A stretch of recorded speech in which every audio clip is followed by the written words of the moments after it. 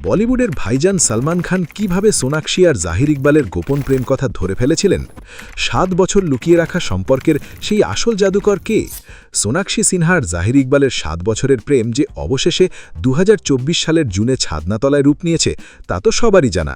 কিন্তু মজার ব্যাপার হলো, তারা নিজেরা সম্পর্কে জড়ানোর কথা স্বীকার করার অনেক আগেই নাকি বলিউডের ভাইজান সালমান খান সব ধরে ফেলেছিলেন।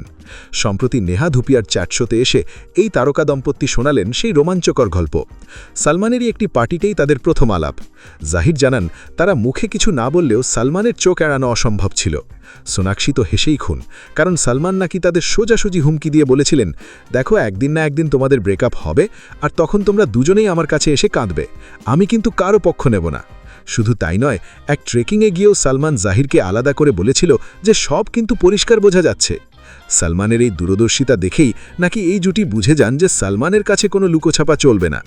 বলিউডের এই রোমান্টিক ম্যাচমেকার হিসেবে সালমান খানের এমন নিখুঁত অনুমান ক্ষমতা আপনাদের কেমন লাগলো? আপনার নিজের জন্য বা নিজের ব্যবসার জন্য পার্সোনাল বা বিজনেস ওয়েবসাইট তৈরি করতে চান, অথবা তৈরি করতে চান আধুনিক মোবাইল অ্যাপ, কোথায় যোগাযোগ করবেন, কিভাবে শুরু করবেন বুঝতে পারছেন না? যোগাযোগ করুন নিচে দেওয়া ফোন নাম্বারে। আপনার সমস্ত প্রশ্নের উত্তর পাবেন এখানেই।